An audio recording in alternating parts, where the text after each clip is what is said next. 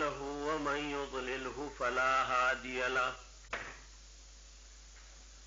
ونشهد أن لا إله إلا الله وحده لا شريك له ونشهد أن سيدنا ومولانا محمدا عبده ورسوله صلى الله تعالى عليه وعلى آله وصحبه وبارك وسلم. صدر محترم، بزرگوں اور بھائیوں، اللہ تعالی نے عالم والوں کی ہدایت و نجات کے لیے ان کو کامیابی کا سچا سیدھا اصلی راستہ بتانے کے لیے انبیاء کرام کو وقتاً فوقتاً بھیجا ہے، اور جب دنیا اپنے شباب کو پہنچی ہے تو پھر اللہ تعالی کی مرضی، قضاء و قدر کا فیصلہ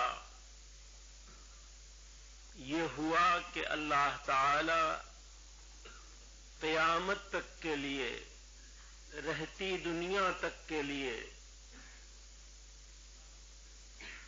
آخری دین، کتاب اور تمام انبیاء کرام کے سردار سید الاولین والآخرین، اللہ کے سب سے بڑے محبوب اور آخری نبی تشریف لائیں، بھیجے جائیں. اللہ تعالی نے نبی کریم صلی اللہ علیہ وسلم کو تمام انبیاء کرام کا سردار اور آخری نبی بنایا ہے، اور آپ کی نبوت قیامت تک کے لیے ہے. پہلے تمام راستے، شریعت، دین آپ کے تشریف لانے کے بعد ختم ہو گئے.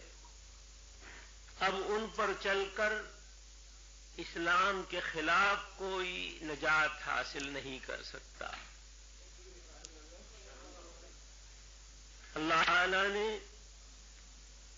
صاف کہہ دیا، ان الدین عند اللہ الاسلام، نجات اور کامیابی کا راستہ اللہ کے نزدیک صرف اسلام ہے. وَمَن يَبْتَغِ غَيْرَ الْإِسْلَامِ دِينًا فَلَن يُقْبَلَ مِنْهُ وَهُوَ فِي الْآخِرَةِ مِنَ الْخَاسِرِينَ. اگر کوئی شخص اسلام کے علاوہ کسی اور دین کو، راستے کو اختیار کرتا ہے تو ہرگز وہ قبول نہیں کیا جائے گا، اور وہ آخر کار گھاٹے ٹوٹے نقصان میں آ جائے گا. تو ہدایت کا راستہ قیامت تک کے لیے اللہ تعالی نے صرف اسلام کو قرار دیا ہے. جس کے مقدر میں نجات اور کامیابی ہو وہ اسلام کو اختیار کرے، اور اگر کسی کے مقدر میں گمراہی لکھی ہے وہ بھٹکے. اللہ تعالی سارے عالموں سے بے نیاز ہے. تو اللہ تعالی نے حضور کو آخری نبی بنا کر کے بھیجا. اس لیے اللہ نے آپ کو بے مثال اولین اور آخرین میں سب سے ممتاز، کمالات سے بھرپور، جیسا اللہ نے چاہا ویسے کمالات سے مزین زندگی، سیرت، شخصیت عطا فرمائی ہے۔ آپ دنیا میں یتیم تشریف لائے، ولادت باسعادت سے پہلے ہی والد کا انتقال ہو گیا۔ 6 سال کی عمر میں والدہ کا انتقال ہو گیا۔ والدین بچوں کے سب سے زیادہ شفیق اور مربی ہوتے ہیں۔ یہی گھر میں کمالات سکھاتے، سمجھاتے، ترغیب دیتے اور بچوں کو معائب سے، برائیوں سے بچانے کی کوشش کرتے ہیں، نظر رکھتے ہیں۔ اللہ تعالی نے حضور کے والد اور والدہ دونوں کو ایسی عمر میں اٹھا لیا جو تربیت سے پہلے کی عمر ہوتی ہے۔ والد تو ولادت باسعادت سے پہلے ہی چلے گئے، والدہ کو بھی اللہ نے 6 سال کی عمر میں اٹھا۔ حضور اس سے پہلے عرب کے اصول کے مطابق دیہات کی عورتیں آتی تھیں اور بچوں کو دودھ پلانے کے لیے لے جاتی تھیں۔ چنانچہ حضرت حلیمہ سعدیہ رضی اللہ تعالی عنہ حضور کو لے گئی، لیکن ان کی زندگی میں حضور کے جانے کے بعد نمایاں تبدیلی اور خیر، برکت، انس، آبادی انہوں نے ہر چیز میں محسوس کی۔ کھانے کی چیزوں میں، سامان میں، دودھ میں، ہر چیز میں خیر و برکت۔ پھر حضور کے کمالات بچپن سے انہوں نے محسوس کیے۔ مثلا ضرورتوں کے لیے اشارے شروع سے حضور فرماتے، اور عام طور پر بچوں کی وجہ سے جو کپڑے وغیرہ خراب ہوتے ہیں اس کی نوبت نہ آتی۔ قضائے حاجت کے لیے، پیشاب پاخانے وغیرہ کے لیے کبھی حضور کو بٹھایا جاتا تو زمین اس نگل لیتی اور صفائی کی ضرورت نہ پڑتی۔ اسی طرح حضور ابتدائے عمر سے ایک ایک دن میں اتنا بڑھتے تھے جتنا بچے ایک ایک مہینے میں بڑھتے ہیں۔ دودھ پینے کے زمانے ہی میں حضور اپنے رضاعی دودھ شریک بھائیوں کے ساتھ کام میں لگے رہتے، جنگل چلے جاتے، بکریوں کو دیکھتے وغیرہ وغیرہ۔ اسی زمانے میں ایک دن حضور کے رضاعی بھائی دوڑے ہوئے ماں کے پاس آئے اور کہا جلدی چلو، جلدی چلو، کیا بات ہے؟ کہ ہمارے بھائی حضرت محمد صلی اللہ علیہ وسلم 2 آدمی آئے، انہوں نے لٹایا اور ان کا سینہ چاک کر دیا ہے۔ ننھا بچہ ایسی کہانی گڑھ نہیں سکتا۔ کیا ہوا ہے؟ حضور کی شخصیت اور کمالات کی وجہ سے حضرت حلیمہ سعدیہ رضی اللہ تعالی عنہ جل و جان سے آپ پر فریفتہ تھی، اور ہر برتنے والا، دیکھنے والا اسی طرح تعلق رکھتا تھا۔ تو دوڑی، بھاگی، افتاء خیزاں پہنچی، دیکھا کہ حضور کھڑے ہیں اور چہرے مبارک پر خوف اور پریشانی کا اثر ہے، زردی ہے لیکن کوئی زخم نہیں ہے۔ پوچھا بیٹا کیا ہوا؟ حضور نے فرمایا کہ 2 آدمی آئے، مجھے لٹایا اور میرا سینہ چاک کیا، دل نکالا اور ایک برتن میں پانی تھا اس سے دھویا، اور دوسرے برتن میں کچھ سفید سفید تھا، دل کو اور اس سفید چیز کو رکھ کر کے ہاتھ پھیر دیا، میرا سینہ ٹھیک ہو گیا۔ یہ شق صدر کا واقعہ ہے جو دودھ پینے کے زمانے میں رضاعی عمر میں حضور کے ساتھ پیش آیا ہے۔ یہ ایسی بات تھی کہ حضرت حلیمہ کے عقل میں بھی نہیں آتی تھی، اور اس عمر کے، اور وہ بھی حضور ایسی کہانی جھوٹی گڑھیں، یہ بھی سمجھ میں نہیں آتا تھا۔ تو نہ انکار کرتے بن پڑتی تھی، نہ اقرار کرتے بن پڑتی تھی، پریشانی میں آ گئی، اور انہوں نے سمجھا خدا جانے کیا معاملہ ہے، اب ان حضور کو اپنے پاس نہیں رکھنا چاہیے۔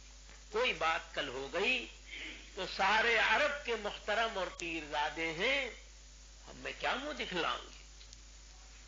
تو حضور کو لے کر وہ مکے آئیں، اور والدہ محترمہ کو، حضرت آمنہ کو لا کر سپرد کر دیا۔ کہا میں نے اب تک پالا، دودھ پلایا، اب یہ آپ کی امانت آپ کے سپرد ہے، میں اب نہیں رکھتی۔ تو اس طرح بچپن آپ کا گزرنے لگا۔ میں نے کہا تھا کہ 6 سال کی عمر میں والدہ کا انتقال ہو گیا، تو آپ کے نگراں دادا عبد المطلب ہوئے۔ عبد المطلب مکے کے سب سے بڑے سردار ہیں، سب سے زیادہ بااثر ہیں، سب ان کو مانتے ہیں۔ اسی زمانے میں مکے میں قحط پڑا، بارش نہیں ہوئی، خشکی پھیل گئی، کھیتیاں باغات سوکھے جاتے ہیں، کنووں کا پانی اتر رہا ہے، جانوروں کی، آدمیوں کی زندگی کے لالے پڑ رہے ہیں، سب پریشان ہیں۔ عبد المطلب نبی کریم صلی اللہ علیہ وسلم کو گود میں اٹھاتے ہیں اور آسمان کی طرف بلند کر کے اٹھا کر اللہ سے دعا کرتے ہیں، الہ العالمین، ہمیں یہ معلوم ہے کہ یہ بچہ آپ کو بہت پیارا ہے، ہم ان کے طفیل میں واسطے سے بھیک مانگتے ہیں، دعا کرتے ہیں کہ یہ ہماری مصیبت دور ہو جائے، بارش برس جائے، قحط سالی دور ہو جائے، اور ہماری جان، ہمارے جانور، ہماری کھیتیوں پہ رحم ہو جائے۔ وہ حضور کو اٹھائے ہوئے آپ کے واسطے سے ابھی دعا مانگ رہے ہیں کہ سامنے سے ایک بادل نظر آیا، پھیلا، اور بارش شروع ہو گئی اور سارا قحط دور ہو گیا۔ تو یہ ابھی حضور کی عمر 8 سال بھی نہیں ہوئی، بچپن کی عمر ہے، لیکن دادا کو آپ کی شخصیت اور کمالات اور اللہ کے ہاں محبوبیت کا اتنا یقین ہے کہ کھیتیوں، باغات، جانوروں اور اپنی جانوں کے بچانے کے لیے اللہ سے آپ کے واسطے سے دعا کر رہے ہیں، اور اللہ تعالیٰ قبول فرماتا ہے۔ 8 سال کی عمر شریف ہوئی، دادا کا انتقال ہو گیا، تو آپ کے نگراں آپ کے چچا ابو طالب ہوئے، جو کثیر العیال ہیں، اولادیں زیادہ ہیں، اور سرداری کی وجہ سے کاروبار میں انہماک اور وقت نہیں لگا سکتے، کم لگا پاتے ہیں، لوگوں کے قصے، قضیے، معاملات دیکھنا، بالنا، ملنا جلنا اور چیزیں طے کرنا، اسی میں زیادہ وقت لگ جاتا ہے، تو تنگی ترشی سے گزر ہوتا ہے۔ حضور ابو طالب پر بوجھ نہیں بنتے، بلکہ خود محنت فرماتے ہیں، جنگل جاتے ہیں، بکریاں چراتے ہیں اور اپنا گزر کرتے ہیں۔ اس طرح آقا نامدار نبی کریم صلی اللہ علیہ وسلم کا بچپن 8 سال کے بعد جنگل میں بکریاں چرانے میں گزرنے لگے۔ اس وقت مکہ انتہائی خراب ماحول، برباد ماحول کا شہر تھا، لوگوں میں حیا نہیں تھی، لوگوں میں ایمان نہیں تھا، مادرزاد ننگے اور عورت مرد ایک دوسرے کے سامنے آتے تھے، خانے کعبہ کا طواف بالکل مادرزاد ننگے کرتے تھے، جانوروں کی طرح چلتے چلتے پیشاب کرتے چلے جاتے تھے، غرض کوئی حیا وغیرہ کا نام نہیں تھا، جوا عام تھا، یہاں تک کہ خانے کعبہ میں بیٹھ کر جوا کھیلتے تھے، شراب پانی کی طرح پیتے، سود گھر گھر لیتے تھے، ساری برائیاں انہیں پائی جاتی تھیں اور وہ انہیں عیب نہیں سمجھتے تھے، لوٹ مار قتل غارت گری ظلم زیادتی ایک دوسرے کے ساتھ بالکل کرتے تھے، اور سال میں ان کے ہاں میلے لگتے تھے، سارا عرب جمع ہوتا تھا، اور ان میلوں کے موقعوں پر ایسی گندی باتوں کو فخریہ طور پر باپ دادا کی طرف منسوب کر کے بیان کرتے تھے کہ میرا باپ ایسا تھا، اس نے اتوں کی عزت لوٹی، اتوں کو قتل کیا، اتوں کو یہ شرم کی باتیں فخر کے طور پر کہتے۔ جس شہر کے شرفاء بڑے باعزت لوگ ایسے گندے ماحول میں بسر کرتے ہوں، اس شہر کے بکریاں چرانے والے بچے کیسے ماحول کے ہوں گے، اور وہی بچے حضور کے ساتھ جنگل میں رہتے تھے، لیکن تمام عالم ایک طرف ہے، صرف مکے والے نہیں، اور آقا نامدار حضرت محمد صلی اللہ علیہ وسلم سارے عالم سے ممتاز تنہا ایک طرف۔ اسی زمانے کا قصہ ہے، ان بچوں نے ایک دفعہ یہ کہا کہ شادی بیاہ ہوتے ہیں اور لوگ جمع ہوتے ہیں، ناچ گانا تماشا تفریح کرتے ہیں، ہوتا ہے، مگر آپ کبھی شریک نہیں ہوتے۔ آج فلاں خاندان میں شادی ہے اور بڑے دھوم دھڑکے کا ناچ گانا تماشا ہے، آپ کو چلنا چاہیے۔ حضور نے کہا نہیں، میرا جی نہیں چاہتا، غرض حضور کا انکار اور ان کا اصرار بڑھتا رہا، سارے لڑکے جمع ہو گئے کہ نہیں لے چلیں گے، حضور نہیں مانتے تھے، آخر انہوں نے یہ کہا کہ ایسے نہیں جائیں گے، ان کو پکڑ کے زبردستی لے چلو، چنانچہ لپٹ گئے، لے چلنے لگے۔ آقا نامدار نبی کریم صلی اللہ علیہ وسلم فرماتے ہیں کہ جب وہ لے چلنے لگے تو اللہ نے مجھ پر نیند مسلط کر دی، سونے لگے، اونگنے لگے، گرے جاتے ہیں، تو کہنے لگی کہ ارے یہ تو سو رہے ہیں، گرے جاتے ہیں، چلو اٹھا کے لے چلو۔ سب لپٹ گئے، حضور کو اٹھا لیا۔ حضور فرماتے ہیں کہ جب وہ مجھے اٹھا کے لے چلنے لگے اور ایسی جگہ پہنچ گیا کہ اگر اور 5-7 قدم آگے بڑھ جاتے تو گانے کی آواز، ناچنے گانے تماشے کی آواز میرے کان میں بھی آنے لگتی، تو اللہ تعالیٰ نے میرے وزن کو، ویٹ کو بڑھا دیا، اور اتنا بڑھا اتنا بڑھا اتنا بڑھا کہ ایڑی چوٹی کا زور سب نے مل کے لگایا اور سب عاجز ہو گئے۔ آخر حضور فرماتے ہیں کہ جب وہ بالکل عاجز ہو گئے تو انہوں نے مجھے وہیں زمین میں چھوڑ دیا اور ہوتا رہا۔ جب کسی وقت گھنٹوں کے بعد خدا جانے کب وہ فارغ ہو کے لوٹے ہوں گے تو حضور کو جگایا اور حضور اپنے گھر آئے۔ تو اللہ تعالی نے، بچہ تو معصوم ہوتا ہے، بچے کی کوئی گرفت نہیں ہوتی، کوئی اس کے اوپر حکم نہیں لگتا، کچھ اس کے ذمہ آتا نہیں، لیکن اس کے باوجود اللہ تعالیٰ نے بچپن کی اس عمر میں بھی، جب ساری دنیا کے بچے معصوم ہوتے ہیں، اور حضور تو ساری عمر شریف میں معصوم تھے، اللہ کے انبیاء جو ہیں وہ معصوم ہوتے ہیں، اس کے باوجود اللہ کی غیرت نے اس بات کا تقاضا نہیں کیا، برداشت نہیں کیا کہ بچپن میں بھی کوئی ایسی چیز ہو جائے کہ کل کوئی یوں کہے کہ جناب کل کیا ہوا تھا۔ آج تو آپ بڑی بڑی باتیں کرتے ہیں، کہتے ہیں یہ حرام وہ حرام۔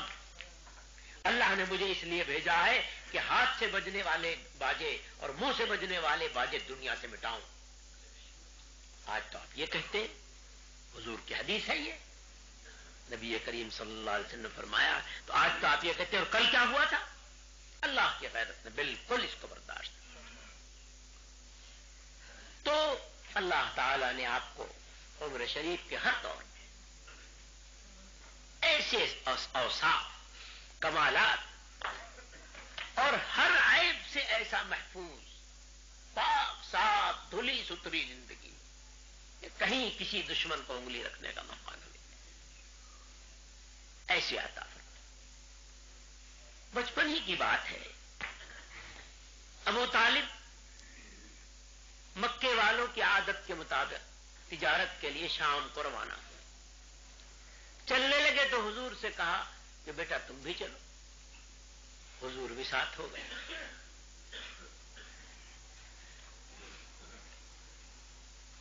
چلتے چلتے شام کے بارڈر پر پہنچے۔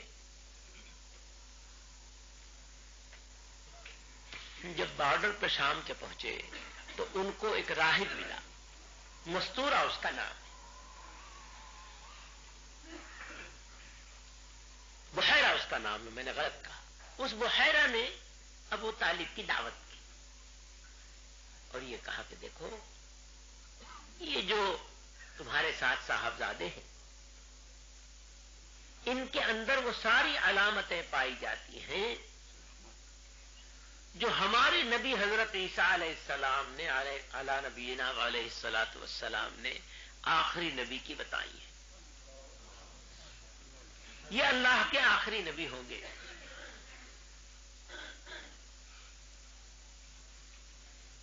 اس لیے تم ان کو شام نہ لے جاؤ۔ شام والے یہودی بھی عیسائی بھی ان نشانیوں کو حفظ کیے بیٹھے ہیں، اور عیسائی یہ کہتے ہیں کہ نبی آنے والے ہیں، ہم میں آئیں گے، ہم ان کا ساتھ دے کر تم پہ غالب ہوں گے، اور یہودی کہتے ہیں نہیں ہم غالب ہیں۔ تو وہ جو انتظار میں ہیں اور اپنا اپنا دعویٰ کرتے ہیں، جب وہ یہ دیکھیں گے کہ نہ ان میں یہ تو مکے کے مشرکوں میں آ رہے ہیں، پیدا ہو گئے، علامتیں ملائیں گے، تو مجھے ڈر ہے کہ ان کو حسد ہوگا، اور ہو سکتا ہے کہ وہ جان لینے کی کوشش کریں، قتل کرنے کی، حسد کے اندر۔ اس لیے ان کو شام نہ لے جائیں۔ ابو طالب نے وہ بات سنی اور شام کا ارادہ ختم کر دیا، لے کر تجارت وہیں کر کے وہ مکے واپس آ گئے۔ بچپن ہی کا ایک واقعہ ہے کہ آقا نامدار نبی کریم صلی اللہ علیہ وسلم کہیں جنگل ریگستان میں تشریف لا رہے تھے، اور کہیں سے اونٹ پر سوار حضور کے رشتے کا چچا عمرو ابن ہشام ابو جہل وہ آ گیا۔ اس نے دیکھا کہ بھتیجے کم عمر دھوپ میں، دوپہری میں، گرمی میں ریتا تپ رہا ہے اور پیدل چلے آ رہے، تو اس نے اپنا اونٹ بٹھا دیا اور حضور سے کہا کہ آؤ میرے پیچھے بیٹھ جاؤ اونٹ پر، چلو۔ حضور سوار ہو گئے اور اس نے اونٹ کو کھڑے ہونے کا اشارہ کیا۔ سدھا ہوا اونٹ تھا، اب وہ اونٹ چلتا نہیں، اشارہ کیا، ڈانٹا، مارا، جتنا وہ کر سکتا تھا سب کیا، اور اونٹ نہیں چلتا۔ بٹھا دیا، بیٹھ گیا، پھر اشارہ کیا، پھر کھڑا ہو گیا، پھر چلنے کو کہتا نہیں چلتا، گردن ڈال دیتا،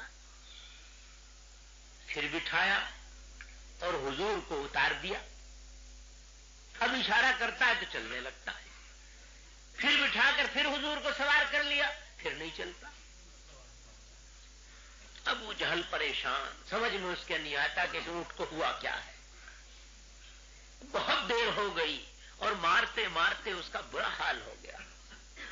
تو نبی کریم صلی اللہ علیہ وسلم نے فرمایا, چچا اگر تم مجھے پیچھے کے بجائے آگے بٹھا لو تو اونٹ انکار نہیں کرے گا.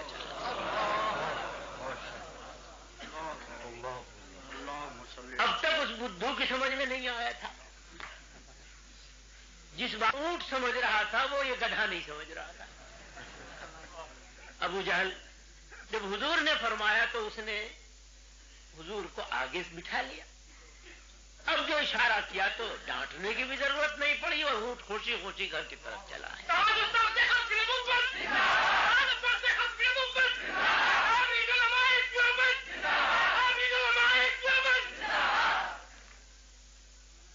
تو اونٹ بھی اس بات کو سمجھتا تھا کہ پیچھے بٹھا کر نبی کریم صلی اللہ علیہ وسلم کی توہین ہو رہی ہے.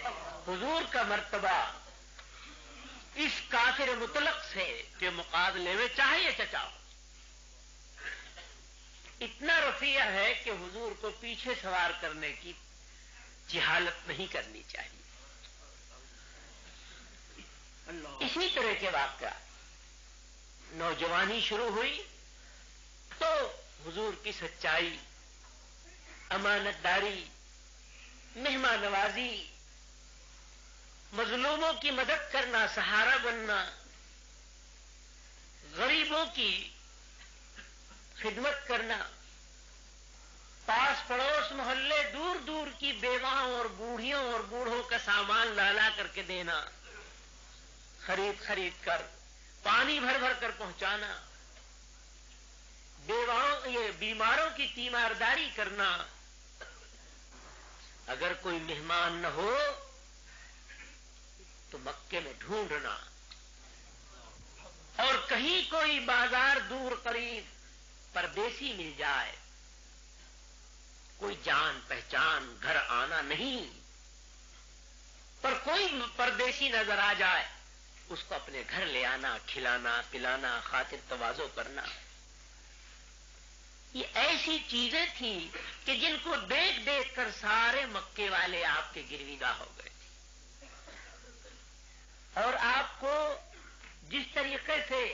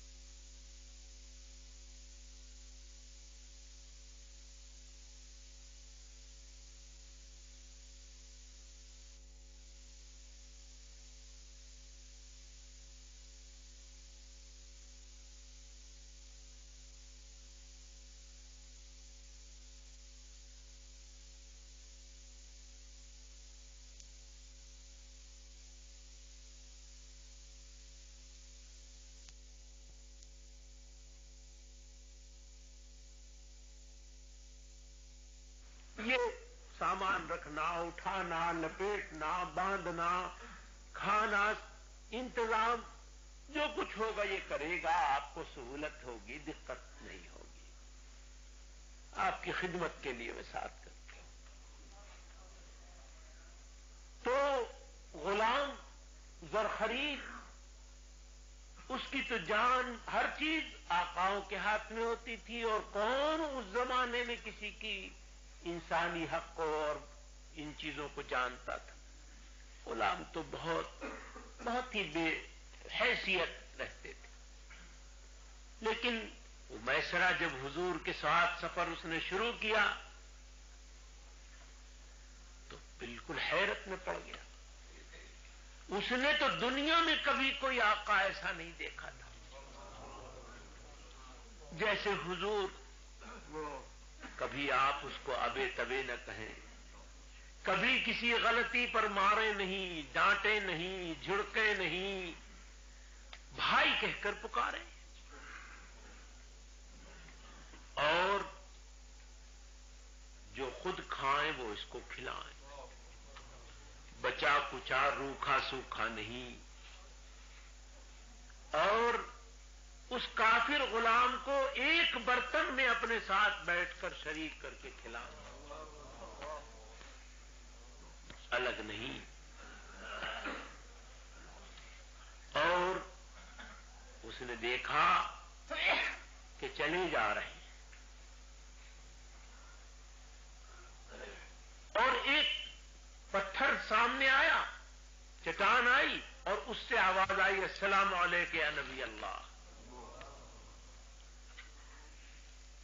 اس نے دیکھا کہ دوپہر کا وقت ہے، دھوپ ہے، لو ہے، گرمی ہے، کہیں بادل کا نام نشان نہیں، پر ایک چھوٹا سا بادل آپ کے اوپر سایہ کیے چلا جا رہا ہے، دھوپ نہیں آنے دیتا، ساتھ ہی ساتھ چل رہا.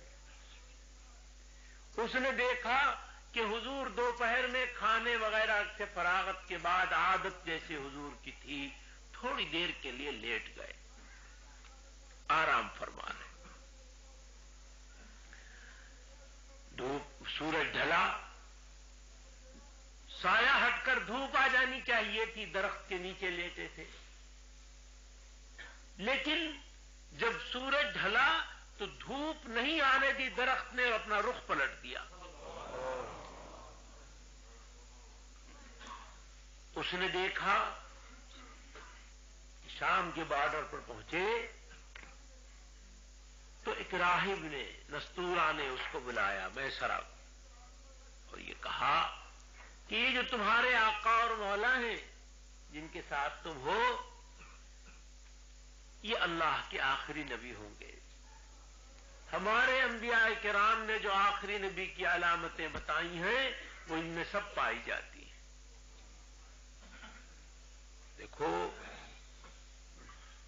جب یہ اعلان کرے نبوت کا تو خبردار چوکنا مت، فوراً ایمان لانا، اور انہیں ستایا جائے گا. لوگ اتنا ستائیں گے، اتنا ستائیں گے، اتنا ستائیں گے کہ وطن میں نہیں رہنے دیں گے، نکال دیں گے. تو جب لوگ ستائیں اور نکالیں تو خبردار ساتھ نہ چھوڑنا، مدد کرنا. یہ اس راہب نے میسرہ سے کہا. اب وہ دیکھتا ہے کہ حضور تجارت کرتے ہیں، لوگ پیسے کے لالچ میں تجارت کرنے میں جھوٹ بولتے ہیں، دھوکے دیتے ہیں، عیب کو ہنر بتاتے ہیں، کسی طرح چمنی ٹھنڈی زیادہ مل جائے. لیکن حضور صاف صاف، سیدھا سیدھا، کھرا کھرا معاملہ، بھئی یہ ہے، یہ ریٹ ہے، یہ چیز ہے، دیکھ لو، لے لو، نہ لو. اور کبھی ایسا بھی ہوتا ہے کہ کسی چیز میں عیب ہے اور اس خریدنے والے کو پتہ نہیں چلتا، وہ چیز کو پسند کر کے پیسے دے کر لینے لگتا ہے، اور حضور اس کا ہاتھ پکڑ لیتے ہیں. ذرا ٹھہرو بھائی، ذرا ٹھہرو، تم نے اس چیز کو اچھی طرح نہیں دیکھا، اس میں یہ عیب ہے، دیکھ سمجھ کر لے جاؤ، تمہیں پسند ہو لو، نہ پسند ہو نہ لو. وہ سر پیٹ لیتا ہے کہ ایسے ہی موقعوں پہ تو جھوٹی قسمیں کھائی جاتی ہیں، دھوکے دیے جاتے ہیں، اور اگر کوئی اس عیب کو پہچان لے تو اس کو ہنر بتایا جاتا ہے، تعریف کی جاتی ہے. اور آپ نہ پتا چلا، نہ دیکھا، چیز دیکھ کر پسند کر لی اور پیسے دے کر لے جا رہا، زبردستی روک کر اس کو عیب بتا رہے. کہاں ایسی تجارت؟ لیکن حضور اپنے حال پر بالکل صاف صاف معاملہ، اور وارے نیارے، نفع ہی نفع، خیر برکت، جو چیز آئے ختم ہونے کا نام نہیں. اس کی سمجھ میں نہ آئے معاملہ کیا ہے.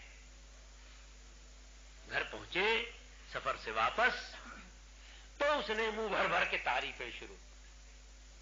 ایسے آقا، ایسے مولا، ایسے اخلاق، ایسے معاملات، ایسی صفائی، ایسی سچائی، میں یوں دیکھا، یوں کیا، ایسا درختوں کو، چٹانوں کو، بادل کو، فلاں فلاں تعریفیں شروع.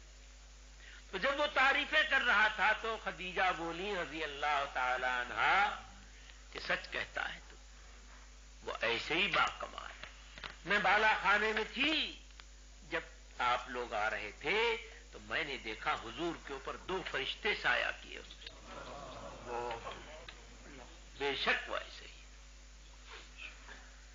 اس طریقے سے اللہ تعالی نے کھول کھول کر سب کو،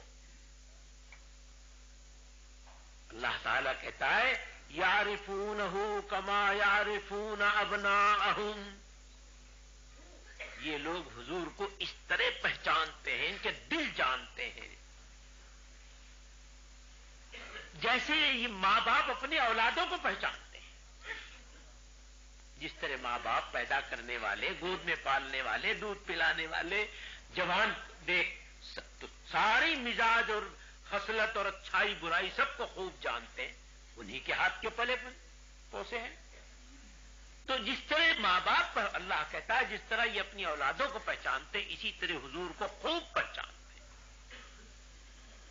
ایک صحابی ایمان لائے تو ایمان لانے سے پہلے کا ایک واقعہ خود بیان کرتے ہیں.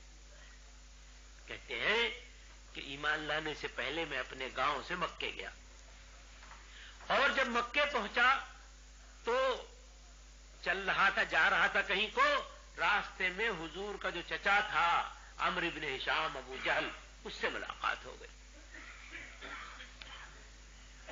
میں نے اس سے پوچھا یہ جو تمہارے بھتیجے ہیں حضرت محمد صلی اللہ علیہ وسلم، یہ کیا جھوٹ بولتے ہیں؟ تو ابو جہل نے کہا خبردار، ہرگز نہیں ایسا، نہایت سچے، کبھی کوئی غلط بات کبھی نہیں کہتے، جو بات کہتے سچی، جو بات کہتے سچی، نہایت سچے. تو جب اتنی سچائی کہی، اتنی سچائی کہی اس نے، ابو جہل نے، تو میں نے پلٹ کے پوچھا کہ جب وہ ایسے ہیں تو کیوں جھگڑا کر رکھا ہے؟ ان کی بات مان لو، جھگڑا کیوں کر رکھا؟ ابو جہل نے کہا بے شک تم سچ کہتے ہو، واقعتاً وہ ایسے سچے ہیں اور ان کی بات ماننی ہی چاہیے، اسی قابل ہے. لیکن مصیبت یہ ہے کہ اگر ہم ان کی بات سچی جو ہے مان لیں تو ہماری چودھراہٹ ختم ہو جائے گی، ناک کٹ جائے گی، بڑائی جاتی رہے گی. تو ہم تو اپنی بڑائی اور چودھراہٹ کے مارے کہ وہ نبی ہو جائیں گے اور ہم ان کے امتی بن جائیں گے، پیچھے پیچھے چلنا پڑے گا، ہم کہاں رہیں گے، اس مارے جہنم میں جا رہے ہیں. ورنہ ہیں وہ سچے، ایسے ہی سچے. تو تنہائی میں دشمنوں کا سب سے بڑا فرد اور شخص و سردار آقا انعامدار نبی کریم صلی اللہ علیہ وسلم کی سچائی کا اس طریقے سے دعویٰ کر کے اقرار کرتا ہے. تو اللہ تعالی نے آپ کو ایسے کمالا. والفضل ما شہدت به الاعداء، کمال تو وہ ہوتا ہے کہ جس کو دشمن بھی اقرار کرے. تو حضور کے ہر دشمن، کسی کو یہ ہمت نہیں ہوئی کہ حضور کے کمال کا انکار کرے. اللہ تعالی نے حضور کو حکم دیا کہ وانذر عشیرتک الاقربین، آپ اپنے قریبی رشتہ داروں کو بلا کر کے سمجھائیے، ڈرائیے، پیغام پہنچائیے۔ آپ نے قریش کو، اپنے خاندان کو جمع کر لیا اور وہ لوگ بیٹھ گئے اور حضور پہاڑی پر صفا پر کھڑے ہو گئے اور آپ نے اس پر کھڑے ہو کر کے ان سے کہا کہ بھائی، تم نے میرا بچپن گزرا، میری جوانی گزری، آج تک کی عمر گزری، تمہیں لوگوں میں پیدا ہوا رہا۔ اگر میں آج تم سے یہ پوچھوں کہ میں نے کبھی تم کو جھوٹ بول کر دھوکہ دیا ہے، اور اگر میں آج یہ کہنے لگوں کہ میں اوپر کھڑا ہوں، تم نیچے بیٹھے ہو اور اس پہاڑی کے پیچھے خطرناک فوج آ رہی ہے تم کو تہس نہس برباد کرنے کے، تو کیا میری بات مانو گے یا انکار کر دو گے؟ میں سچا ہوں کہ نہیں؟ سب نے ایک زبان ہو کر کہا ما جربنا علیک کذبا قط، آج تک کبھی آپ نے غلط بات کہہ کر دھوکہ دیا ہو ایسا نہیں ہوا، بے شک آپ کی بات مانو۔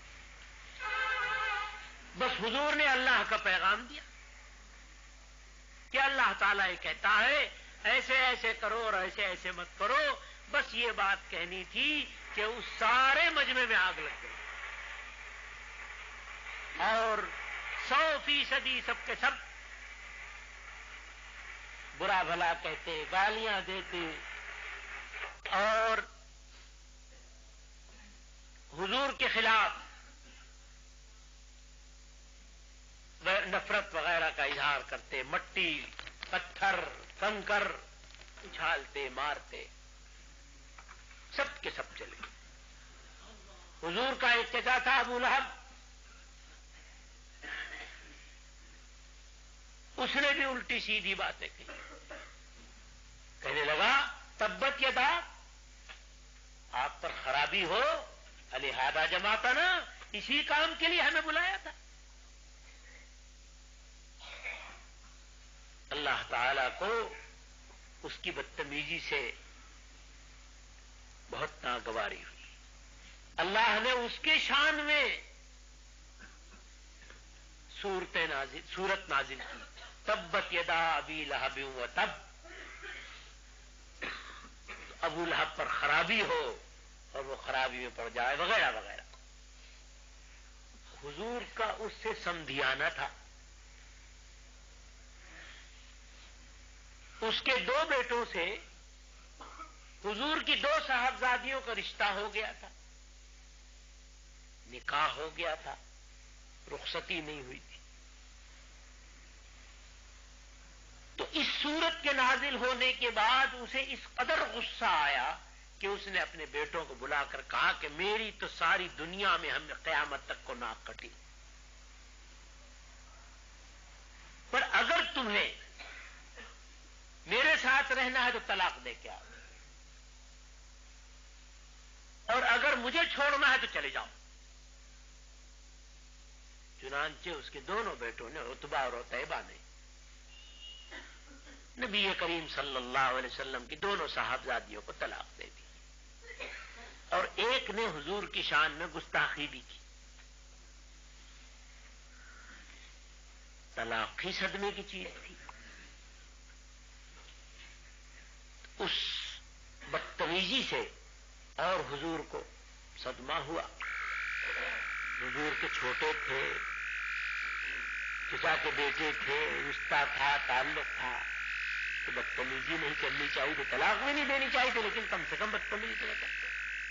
تو حضور نے اس بدتمیز کو یہ کہا اللہم سلط علیہ کلبا من کلابک، اے اللہ تو اپنے کسی کتے کو اس پر مسلط کر دے۔ یہ بات ابو لہب کو پتا چلا کہ حضور نے میرے ایک بیٹے کے بارے میں یہ کہہ دیا ہے، بد دعا دے دی۔ اب دیکھیے، دشمن ہے، دشمنی کی ہے، بدتمیزی کرائی ہے، زبردستی طلاقیں دلوائی ہیں، لیکن نہ ماننے، مخالفت، دشمنی، سب کے باوجود حضور نے ایک لفظ کہہ دیا ہے اور وہ اس کے دل میں لکیر بن گیا۔ شام کے لیے تجارت میں گیا اور سفر کرتے کرتے رات ایسے جنگل میں آئی، جاگ کر اس سے لڑنا شروع کریں گے اور تیرے بیٹے کو نہیں مرنے دیں گے۔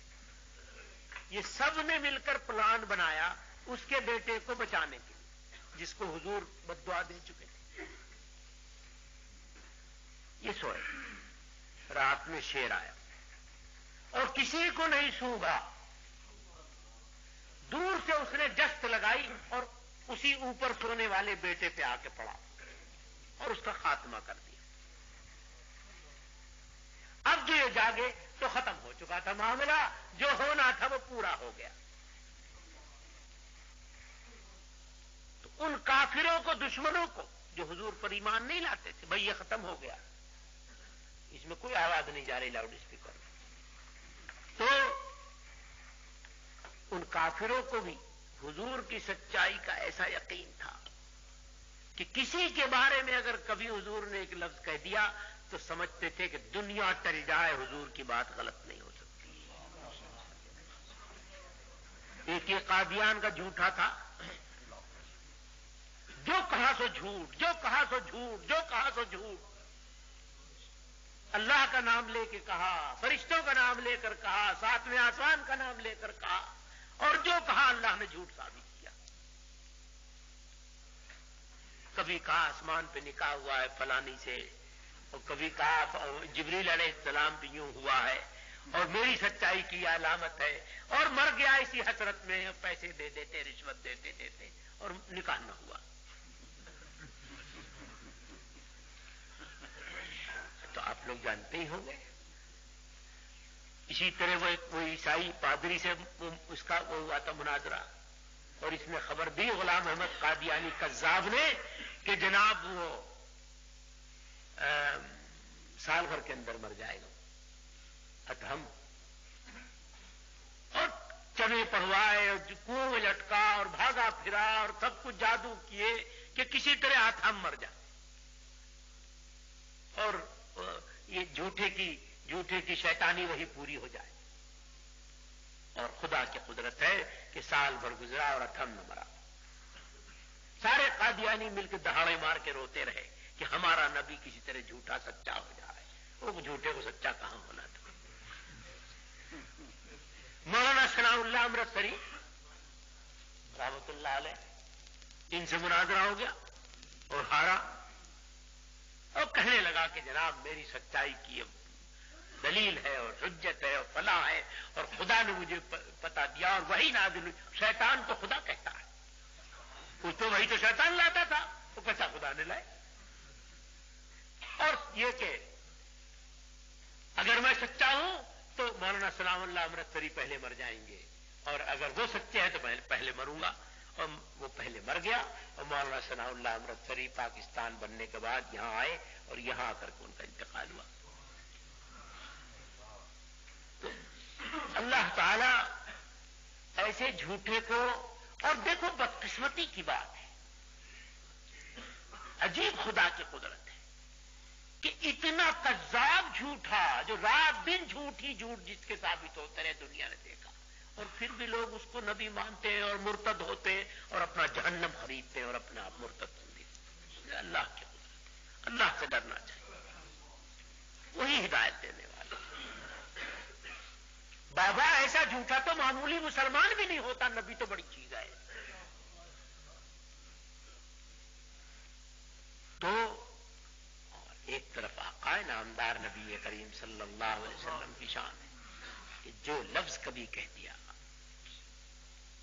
زمین ٹل جائے، آسمان ٹل جائے۔ جب حضور کو معراج ہوا اور حضور نے صبح کو اطلاع دی کہ رات ایسا ایسا ہوا، ابو جہل کو حضرت ابوبکر صدیق رضی اللہ تعالی عنہ کے ایمان کی بہت تکلیف، تشویش رہتی تھی۔ اتنا بڑا با اثر، سمجھدار، دولت مند، تاجر، اور وہی پہلیوں میں مسلمان ہو گیا، سب سے پہلا مرد وہ، کیا ہوگا؟ تو پریشان رہتا تھا۔ بس جب سنا اس نے کہ رات حضور نے معراج ہوا اور ایسی ایسی بات کہی ہے صبح کو، وہ بھاگا دوڑا چلا گیا اور جا کر حضرت ابوبکر صدیق رضی اللہ تعالیٰ عنہ کے دروازے کی کنڈی جا پیٹی، باہر تشریف لائے۔ کیا بھائی کیسے آئے؟ کہ یہ چاہتا ہوں تم سے پوچھنا کہ اگر کوئی یوں کہے کہ رات میں فلانے مکان میں سویا تھا اور فرشتہ آیا، براق لایا، بیت المقدس لے گیا اور وہاں تمام انبیاء کرام جتنے گزرے سب سے ملاقاتیں ہوئیں اور سب کو میں نے نماز پڑھائی، اور پھر وہاں سے پہلے آسمان، دوسرے، تیسرے، چوتھے، پانچویں، چھٹے، ساتویں، عرش پہ اللہ تعالیٰ سے شرف تخاطب، تکلم، قرب حاصل ہوا، اور جنت دیکھی، دوزخ دیکھی، اور سب دیکھ داکھ کر کے واپس آیا تو بستر گرم تھا اور زنجیر ہل رہی تھی۔ اگر کوئی یوں کہے مان لو گے؟ حضرت ابوبکر صدیق رضی اللہ تعالیٰ عنہ کا نہیں، یہ ماننے والی بات نہیں، جو ایسا کہتا ہے وہ جھوٹا ہے۔ تو اب اس نے بات پہ اقرار بھی کروا لیا، وہ اتنی دیر ہے کہ نام لے، اور تو سارا کام ہو گیا۔ اس کے بعد اس نے کہا کہ ارے بھائی ٹھیک ہے، جن کو تم اللہ کا نبی کہتے ہو وہ آج یہی کہہ رہے ہیں حضرت محمد صلی اللہ علیہ وسلم۔ بس حضور کا اس میں گرامی سننا تھا کہ آؤ دیکھا نہ تاؤ۔ حضرت ابوبکر صدیق رضی اللہ تعالیٰ عنہ بولے اگر وہ کہتے ہیں تو یقیناً سچ ہے۔ اب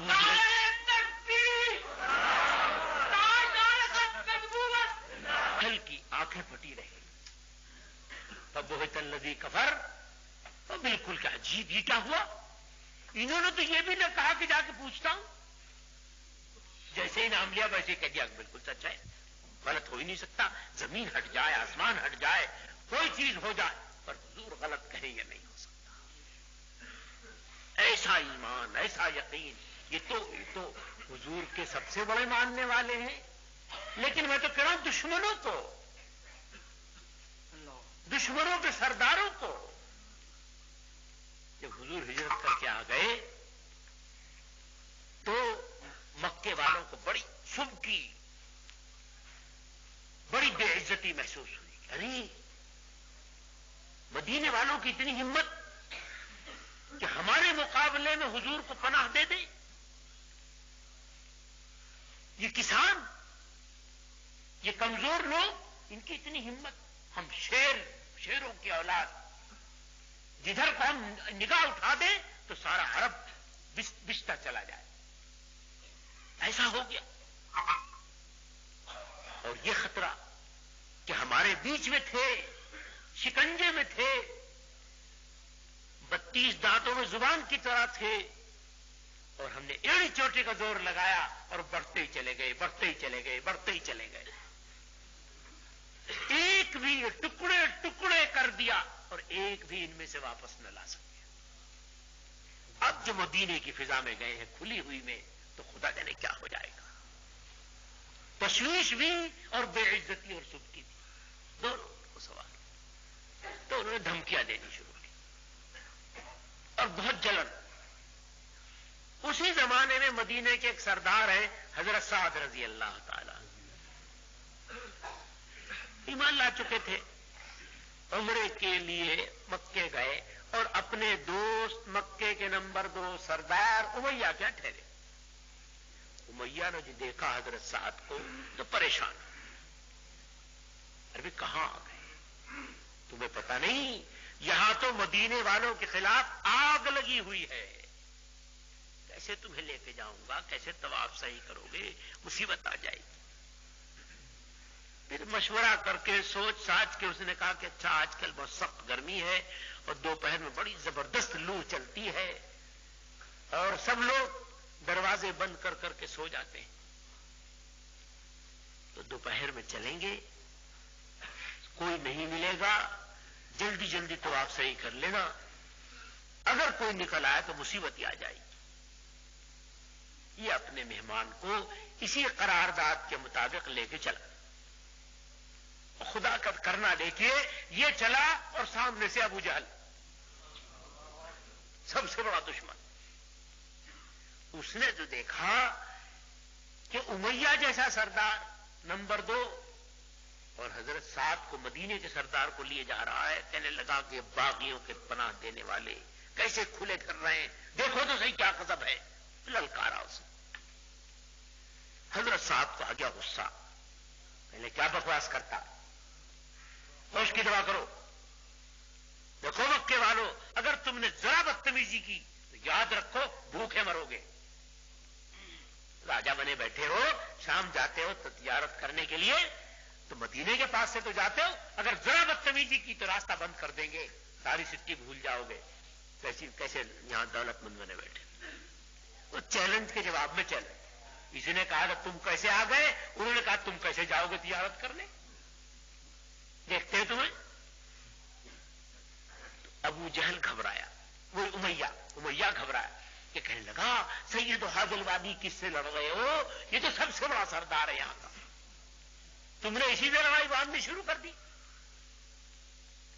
اب جو اس نے کہا سید حاضل وادی، تو حضرت صاحب کو ناگواری بھی کہنے لگے کہ میں نے نبی کریم صلی اللہ علیہ وسلم سے سنا ہے کہ تو قتل کیا جائے گا اور یہی تجھے مروائے گا، جس کے پیچھے تم سید حاضل وادی کہتا پھر رہا۔ اور کسی طرح خوشامد دشامت کر کے معاملہ ختم کیا ہوگا، تب آپ صحیح کر کے لوٹے۔ امیہ اپنی بیوی کے پاس گیا، ہاں پھر پوچھا کہ سچ بتاؤ معاملہ کیا، بالکل ایسا ہوا۔ اب اسے دل میں بے چینی کہ حضور نے کہہ دیا آج بچ نہیں سکتا۔ بیوی کے پاس گیا، کہنے لگا کہ تمہارے مہمان جو آئے ہیں مدینے سے وہ کیا کہتے ہیں، کچھ پتا ہے؟ وہ کیا کہتے ہیں؟ یہ کہتے ہیں کہ حضور نے یہ کہا ہے کہ میں مارا جاؤں گا اور یہ مروائے گا مجھے۔ اب دیکھیے دشمن، کافر، نہ ماننے والی، دشمن کی بیوی، شوہر کی زندگی کا مسئلہ، اگر دل میں بھی ہو تو کم سے کم دلاسا تو دیتی، لیکن جناب ہمت نہیں۔ تنہائی میں شوہر بیوی کی بات ہو رہی ہو، زندگی موت کا مسئلہ ہے، سن کر کہتی ہے کہ اگر حضور نے کہہ دیا ہے تو کوئی طاقت روک نہیں سکتی۔ کچھ دنوں کے بعد غزوہ بدر کا وقت آیا، خون اچھالا جا رہا ہے، تیاریاں ہو رہی ہیں، اور ابو جہل اور سب کے سب لگے ہوئے ہیں، سارے نوجوان نکل رہے ہیں، ہتھیار نکالے ہیں اور یہ کیا ہے وہ کیا ہے۔ تو ابو جہل نے دیکھا کہ امیہ ہاتھ نہیں آتا، یہاں چھپ گیا وہاں چھپ گیا، یہاں چلا گیا وہاں چلا گیا۔ اس نے کہا اگر امیہ نہ نکلا تو آدھا مدینہ نہیں نکلے گا، آدھا مکہ، کسی طرح سے پھنساؤ، پکڑا اسے۔ اور جناب چوڑیاں اور مسی اور سرما اور کیا کیا لے کر گیا، اور کہنے لگا آپ کب بہادر، آپ کے باپ دادا بزدل کبھی لڑے نہیں، آپ کیا لڑیں گے، آپ تو چوڑیاں پہن لیجیے عورتوں کی طرح سے، سنگار کر لیجیے، یہ کر لیجیے وہ کر لیجیے، گھر میں بیٹھ جائیے، آپ کیا لڑنے جائیں گے۔ غیرت دلائی، آخر امیہ مجبور ہو گیا، نہیں بھائی چلوں گا میں بھی۔ موت تو اسے دکھائی دے رہی تھی کہ حضور نے کہہ دیا ہے اور یہ جناب مجھے پھنسا کے لے جا رہا ہے، اب نہیں بچ سکتا، لیکن مجبوراً کہا۔ خیر ابو جہل نے وعدہ لیا، اطمینان ہو گیا، چلا گیا، اور امیہ کی بیوی کھڑی تھی، سب سن رہی تھی، کہنے لگی دیکھو وہاں کام ہو رہا ہے، تجھے لے جا رہا ہے، یاد ہے؟ تو کہاں یاد تو ہے، کام تو وہی ہو رہا ہے، لیکن میں نے بھی ایک علاج سوچا ہے۔ کہ وہ کیا ہے؟ کہ بہترین نسل کا عمدہ قسم کا گھوڑا پالا ہے، تو خوب کھلایا پیا ہے اس کو، میں یہاں سے تو جاؤں گا، اور جیسے ہی رات ہوگی اور سوئیں گے منزل میں جنگل میں کہیں، بس اس گھوڑے بیٹھ کے بھاگا ہوں، یہ سوچا ہے، نہ میں وہاں جاؤں گا نہ مارا جاؤں گا۔ اس زمانے میں مکے سے مدینے تک 11 راتیں کم سے کم